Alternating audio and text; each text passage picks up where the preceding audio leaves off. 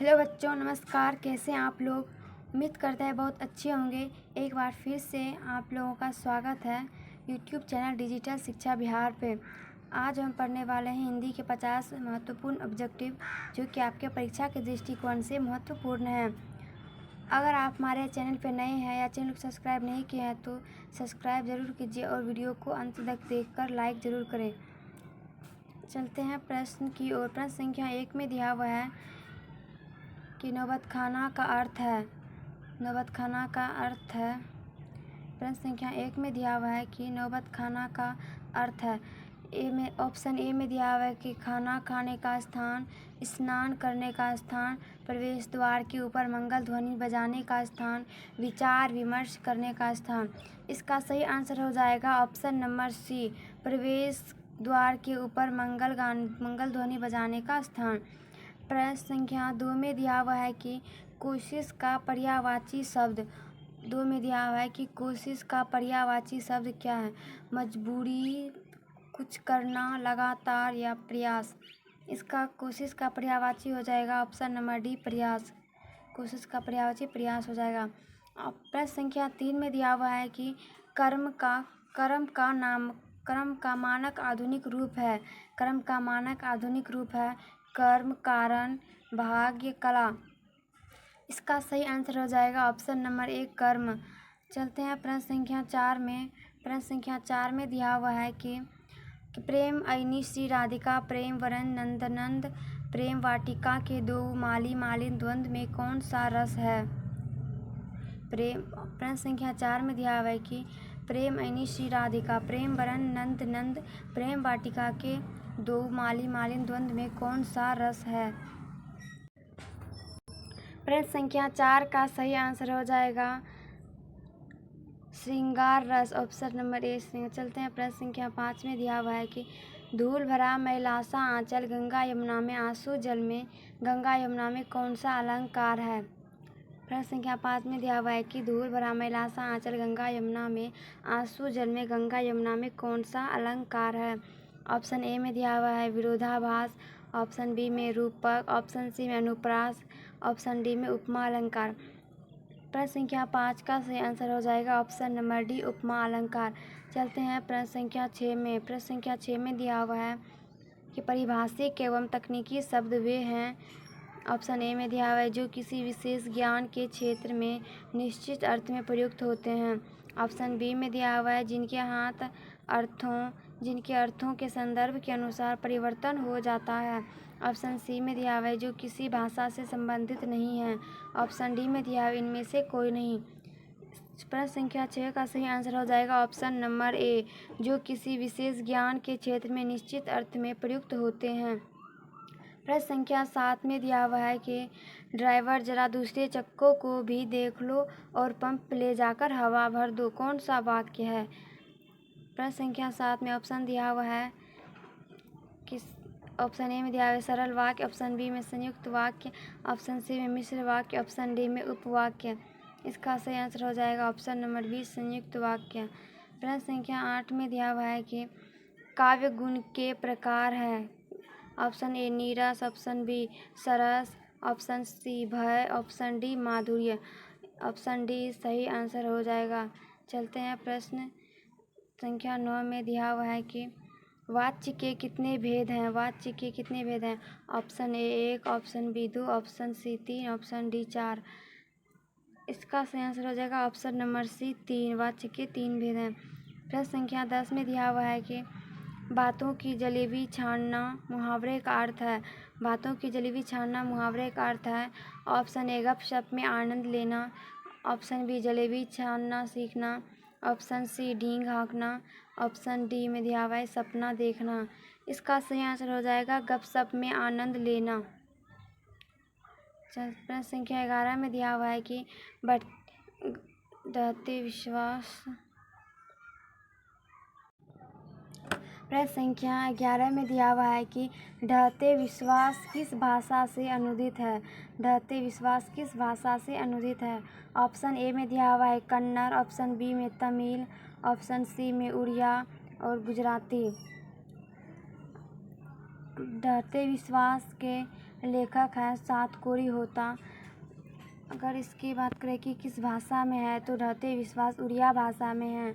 जैसे कि ढहते विश्वास कहानी में लोगों के विश्वास बाहर आने से ढह गए और सारे विश्वास उड़ गए, इसलिए इसका सही आंसर हो जाएगा उड़िया। इसका उड़िया सही आंसर हो जाएगा, यह उड़िया भाषा से अनुदित है। प्रश्न संख्या 12 में दिया हुआ है कि अमराई का कुआं कहाँ है? शहर में, बाजार में, रास्ते में, रगम्पा के खेत में। इसका सही आंसर हो जाएगा रास्ते में। अमराई का कुआं रास्ते में है। ढहते विश्वास से एक और प्रश्न आ गया, जो कि प्रश्न संख्या 13 में दिया हुआ है कि सातकोरी होता कथाकार हैं, पंजाबी के, गुजराती के, हिंदी के या उड़िया के? पंजाबी के नहीं है, गुजराती के भी नहीं और हिंदी के भी नहीं और पंजाबी के भी नहीं। सातकोरी होता ढहते विश्वास कहानी के लेखक हैं, तो इसका सही आंसर हो जाएगा ऑप्शन सी उड़िया। ये उड़िया के कथाकार हैं। प्रश्न संख्या 14 में दिया हुआ है कि आध्यात्मिक शिक्षा से गांधी जी का क्या अभिप्राय है? पुस्तक की शिक्षा या यंत्रों की शिक्षा या बुद्धि की शिक्षा या हृदय की शिक्षा? आध्यात्मिक का मतलब है कि हृदय की शिक्षा। इसका सही आंसर हो जाएगा कि ऑप्शन डी गांधी की हृदय की शिक्षा। प्रश्न संख्या 15 में दिया हुआ है कि अभिमन्यु में 19 दिनों के प्रवास के दौरान लेखक ने कितने गद्य की रचना की? अभिमन्यु में 19 दिन के प्रवास के दौरान लेखक ने कितने गद्य की रचना की? ऑप्शन ए में दिया हुआ है 27, ऑप्शन बी में 28, 29, 30। इसका सही हो जाएगा ऑप्शन नंबर ए 27। अभिमन्यु में 19 दिन रहकर लेखक ने 27 गद्य लिखी। चलते हैं प्रश्न संख्या 16 में दिया हुआ है कि धरती कब तक घूमेगी किस भाषा से अनुदित है? धरती कब तक घूमेगी यह उड़िया से है या गुजराती से है या राजस्थानी से है या कन्नड़ से? यह ऑप्शन नंबर सी हो जाएगा राइट आंसर, राजस्थानी है। राजस्थानी भाषा से अनुदित है धरती कब तक घूमेगी कहानी। प्रश्न संख्या 17 में दिया हुआ है कि पापपाती को कौन सा रोग था?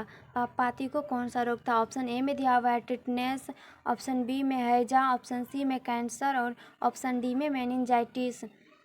17 का सही आंसर हो जाएगा ऑप्शन डी मेनिंजाइटिस। पापपाती को मेनिंजाइटिस रोग था। चलते हैं प्रश्न संख्या 18 में दिया हुआ है कि वीरेन डंगवाल को किस कृति के लिए साहित्य अकादमी पुरस्कार मिला है? वीरेन डंगवाल को किस कृति के लिए साहित्य का अकादमी पुरस्कार मिला है, वह कृति आपको बताना है। इसी चारों ऑप्शन में से कोई एक में से आपको टिक लगाना है। ऑप्शन ए में दिया हुआ है कि इसी दुनिया में, ऑप्शन बी में दुष्चक्र में सृष्टा, ऑप्शन सी में दिया हुआ है पहल पुस्तिका, ऑप्शन डी में कवि ने कहा। इसका सही आंसर हो जाएगा दुष्चक्र में सृष्टा। चलते हैं प्रश्न संख्या 19 में दिया हुआ है कि आदर्श समाज स्वतंत्रता, समानता, भ्रातृत्व पर आधारित होगा, ऐसा किसने कहा? आदर्श समाज स्वतंत्रता और समानता, भ्रातृत्व पर आधारित होगा, ऐसा किसने कहा? मैक्स मूलर ने, भीमराव अम्बेडकर ने और सी में दिया हुआ है बिरजू महाराज और डी में अज्ञे तो होगा नहीं और बिरजू महाराज भी नहीं होगा। और मैक्स मूलर, भीमराव अम्बेडकर में दोनों में से कौन होगा? तो मैक्स मूलर भारत के बारे में लिखा है कि भाषण सब, और भीमराव अम्बेडकर ने जाति सबके, समाज सबके बारे में लिखा है, तो इसका आंसर हो जाएगा option number B Bhimrao Ambedkar. चलते हैं प्रश्न संख्या 20 में दिया हुआ है कि डॉक्टर भीमराव अम्बेडकर बेरोजगारी का प्रमुख और अप्रत्यक्ष कारण किसे मानते हैं? डॉक्टर भीमराव अम्बेडकर बेरोजगारी का प्रमुख व अप्रत्यक्ष कारण किसे मानते हैं? अशिक्षा को या जनसंख्या को या जाति प्रथा को या उद्योग धंधों की कमी को? ये सबको पता होगा कि ऑप्शन नंबर सी इसका सही आंसर हो जाएगा जाति प्रथा को। भीमराव अम्बेडकर बेरोजगारी का प्रमुख और अप्रत्यक्ष कारण जाति प्रथा को मानते हैं। प्रश्न संख्या 21 में दिया हुआ है कि अम्बेडकर की दृष्टि से भाईचारे का वास्तविक रूप कैसा होता है? अम्बेडकर की दृष्टि से भाईचारे का वास्तविक रूप कैसा होता है? दूध और शक्कर के मिश्रण की तरह, दूध और पानी के मिश्रण की तरह, तिल और तंडुल के मिश्रण की तरह, पानी और नमक के मिश्रण की तरह। इसका सही आंसर हो जाएगा ऑप्शन नंबर बी दूध और पानी के मिश्रण की तरह। Option number B is right answer. चलते हैं प्रश्न संख्या 22 में दिया हुआ है कि मदन किसका पुत्र था? मदन किसका पुत्र था? सेन साहब का, गिरधर का, सोफर का, सिंह साहब का? यह प्रश्न विष के दांत कहानी का से लिया गया है, जिसमें सेन साहब रहते हैं, गिरधर भी रहते हैं और सोफर भी, लेकिन सिंह साहब नहीं रहते हैं। ये ऑप्शन नंबर डी कट्टी हो गया पहले से, और सोफर का कोई लड़का था तो नहीं, ये भी कट्टी हो गया। और अब कंफ्यूज है कि सेन साहब का मदन बेटा है या गिरधर लाल का। तो सेन साहब अमीर था तो उसका बेटा खोका था, और गिरधर लाल का बेटा मदन। तो ऑप्शन नंबर बी इसका सही आंसर हो जाएगा। चलते हैं प्रश्न संख्या 23 में दिया हुआ है कि विष के दांत कैसी कहानी है। सामाजिक है, ऐतिहासिक है या धार्मिक है या मनोवैज्ञानिक है। सामाजिक कहानी बहादुर कहानी है, सामाजिक और मनोवैज्ञानिक। विष के दांत एक मनोवैज्ञानिक कहानी है, ये मनगढ़ी कहानी है, मन से बनाई गई है। प्रश्न संख्या 24 में दिया हुआ है कि प्रत्न मानव का अर्थ है। प्रत्न मानव का अर्थ है लघु मानव, महामानव, प्राचीन मानव और निर्धन मानव। यहाँ पर देखिए, पहले यहाँ पर प्र दिया हुआ है, यहाँ पर भी प्र है, तो दोनों को मैच करके यहाँ पर सी इसका सही आंसर हो जाएगा, ऑप्शन नंबर सी। चलते हैं प्रश्न संख्या 25 में दिया हुआ है कि दोहा कोश किसकी रचना है। दोहा कोश किसकी रचना है। ऑप्शन ए सरहपात की, रसखान की, जीवनानंद दास की, गुरु नानक की। इसका सही आंसर हो जाएगा ऑप्शन नंबर ए सरहपात की दोहा कोश रचना है। चलते हैं प्रश्न संख्या 26 में दिया हुआ है कि बेतमा कहाँ है। बेतमा कहाँ है। ऑप्शन ए में दिया हुआ है इंदौर के पास, इलाहाबाद के पास, पटना के पास, पुणे के पास। प्रश्न संख्या 26 में दिया हुआ है कि बेतमा कहाँ है। इंदौर के पास है, इलाहाबाद के पास है, पुणे के पास है या पटना के पास। इसका सही आंसर हो जाएगा ऑप्शन नंबर ए इंदौर के पास। चलते हैं प्रश्न संख्या 27 में दिया हुआ है कि रिश्तेदार की पत्नी के कितने रुपये खोए थे। यहाँ पर उल्टा दिया है, पत्नी के रिश्तेदार के कितने रुपये खोए थे। 11 रुपये, 25 रुपये, 100 रुपये और 20 रुपये। यह बहादुर कहानी का प्रश्न है। यहाँ पर रिश्तेदार के 11 रुपये खोए थे, ऑप्शन नंबर ए हो जाएगा राइट आंसर। प्रश्न संख्या 28 में दिया हुआ है शेक्सपियर कौन थे। नाटककार था या कहानीकार, उपन्यासकार या निबंधकार। इसका सही आंसर हो जाएगा ऑप्शन नंबर सी उपन्यासकार। चलते हैं प्रश्न संख्या 29 में दिया हुआ है कि बिरजू महाराज को संगीत नाटक अकादमी पुरस्कार कब प्राप्त हुआ। बिरजू महाराज को संगीत नाटक अकादमी पुरस्कार कब प्राप्त हुआ था। ऑप्शन ए में दिया हुआ है 1964, 1968, 1970 और 1972। इसका सही आंसर हो जाएगा ऑप्शन नंबर ए 1964 में बिरजू महाराज को संगीत नाटक अकादमी पुरस्कार प्राप्त हुआ था। प्रश्न संख्या 30 में दिया हुआ है कि सुजान रसखान किनकी रचना है। सुजान रसखान किनकी रचना है। सुजान की, रसखान की, मियाँ जानकी या नसीर की। इसका सही आंसर हो जाएगा ऑप्शन नंबर बी रसखान की। सुजान रसखान की रचना है। चलते हैं प्रश्न संख्या 31 में दिया हुआ है कि संतू मछली लेकर क्यों भागा था। संतू मछली लेकर क्यों भागा। बेचने के लिए या खाने के लिए या काटने के लिए या कुएं में डालने के लिए। बेचने, वो खरीद के लाया तो बेचेगा क्यों। और बी में दिया हुआ है कि खाने के लिए, तो उसकी माँ मना करती थी मछली सब खाने से, उसके पिताजी सिर्फ खाया करते थे मछली। ये भी बी आंसर भी नहीं होगा। और सी में दिया हुआ है काटने के लिए भी नहीं होगा। और डी में दिया है कुएं में डालने के लिए। ये ऑप्शन नंबर डी इसका सही आंसर हो जाएगा। संतू ने मछली लेकर भागा क्योंकि उसे कुएं में डालकर बड़ा करना चाहता था और खेलना चाहता था। प्रश्न संख्या 32 में दिया हुआ है कि सुलोचना क्या थी। अभिनेत्री थी या मंत्री थी या गायिका थी या नर्तकी थी। इसका सही आंसर हो जाएगा option number A is right answer अभिनेत्री। सुलोचना एक अभिनेत्री थी। चलते हैं प्रश्न संख्या 33 में दिया हुआ है कि टोल्स्टॉय कौन थे। टोल्स्टॉय कौन थे। रूसी लेखक थे या चीनी लेखक थे या अंग्रेजी लेखक थे या फ्रेंच लेखक थे। टोल्स्टॉय का जन्म रूस में 1828 में हुआ था, तो वो एक रूसी लेखक थे। ऑप्शन नंबर ए इसका सही आंसर हो जाएगा। चलते हैं प्रश्न संख्या 34 में दिया हुआ है कि गुरु नानक का जन्म कहाँ हुआ था। गुरु नानक का जन्म कहाँ हुआ था। ऑप्शन ए लुधियाना में, ऑप्शन बी राजस्थान में, ऑप्शन सी नानकाना साहब में, ऑप्शन डी गुजरात में। इसका सही आंसर हो जाएगा ऑप्शन नंबर सी नानकाना साहब में। प्रश्न संख्या 35 में दिया हुआ है कि रहीरास किसकी कृति है। रहीरास किसकी कृति है। ऑप्शन ए में दिया हुआ है गुरु नानक की, गुरु तेग बहादुर सिंह की, गुरु गोविंद सिंह की, गुरु अर्जुन देव की। ऑप्शन ए हो जाएगा गुरु नानक की। रहीरास गुरु नानक की रचना है। प्रश्न संख्या 36 में दिया हुआ है कि किसने कहा था इन मुसलमान हरिजन पे कोटि हिंदू वार ये। ऑप्शन ए में दिया हुआ है निराला, ऑप्शन बी में भारतेंदु हरिश्चंद्र, ऑप्शन सी में दिया हुआ है रामविलास शर्मा, ऑप्शन डी में रामचंद्र शुक्ल। प्रश्न संख्या 36 में पूछा गया है कि किसने कहा था इन मुसलमान हरिजन पे कोटि हिंदू वारिये। यह option number B Bharatendu Harishchandra ने कहा था कि इन मुसलमान हरिजन पे कोटि हिंदू वारिये, मतलब कि अगर एक हिंदू भगवान की पूजा करता है तो भक्ति करता है तो उस पर करोड़ों हिंदू के बराबर होता है, इसलिए इसका सही आंसर हो जाएगा भारतेंदु हरिश्चंद्र ने ऐसा कहा था। चलते हैं प्रश्न संख्या 37 में दिया हुआ है कि मनमानिक में कौन सा अलंकार है। उपमा, उत्प्रेक्षा, रूपक और श्लेष। इसका सही आंसर हो जाएगा ऑप्शन नंबर सी रूपक अलंकार। प्रश्न संख्या 38 में दिया हुआ है कि प्रेम घन किस युग के कवि हैं। आदिकाल के, भक्ति काल के, भारतेंदु युग के या छायावादी युग के। इसका सही आंसर हो जाएगा प्रेमघन छायावादी युग के कवि हैं। चलते हैं प्रश्न संख्या 39 में दिया हुआ है कि प्रेमघन ने किस समाज की रचना की। धनी समाज, कलावंत समाज, भक्त समाज, रसिक समाज। ऑप्शन नंबर सी रसिक समाज। प्रश्न संख्या 40 में दिया हुआ है कि प्रेमघन का जन्म कहाँ हुआ था। प्रेमघन का जन्म मिर्ज़ापुर में, लखनऊ में, इलाहाबाद या बनारस में। ऑप्शन नंबर ए मिर्ज़ापुर में हुआ था। चलते हैं प्रश्न संख्या 41 में दिया हुआ है कि भारत माता के संबंध में क्या सही है। भारत माता के संबंध में क्या सही है। शैलवासिनी, नगरवासिनी, ग्रामवासिनी, विंध्यवासिनी। भारत माता गांव में रहती है तो उसका सही आंसर हो जाएगा Gramvasini. Option number C is right answer, Gramvasini Bharat Mata से संबंध है। प्रश्न संख्या 42 में दिया हुआ है कि भारत माता कहाँ निवास करती है। शहर में, पहाड़ में या गांव में या नदी में।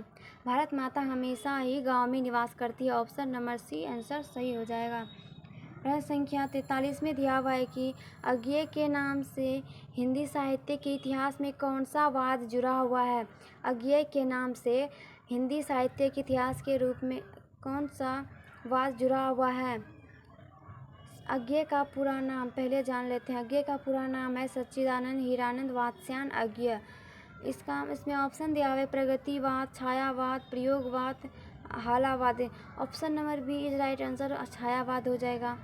प्रश्न संख्या 44 में दिया हुआ है कि कुंवर नारायण कैसे कवि हैं। कुंवर नारायण कैसे कवि हैं। रहस्यवादी हैं या छायावादी हैं, संवेदनशील हैं या हालावादी हैं। ऑप्शन नंबर ए इसका सही हो जाएगा आंसर, रहस्यवादी।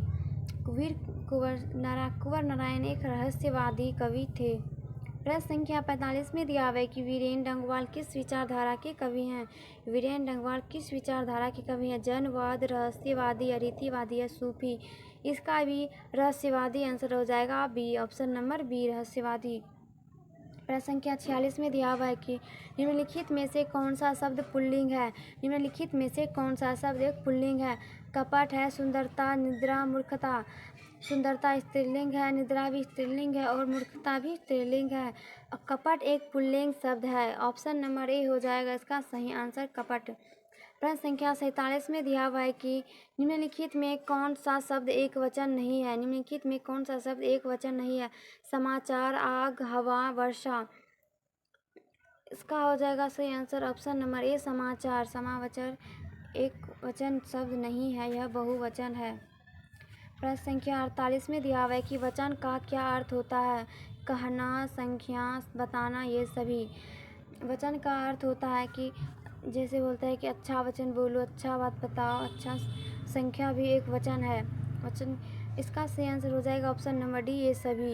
ये तीनों ही वचन है। प्रश्न संख्या 49 में दिया हुआ है कि प्रश्न संख्या 49 में दिया हुआ है जहाँ कर्ता स्वयं काम ना करके दूसरों को प्रेरणा देता है वहाँ कौन सी क्रिया होती है।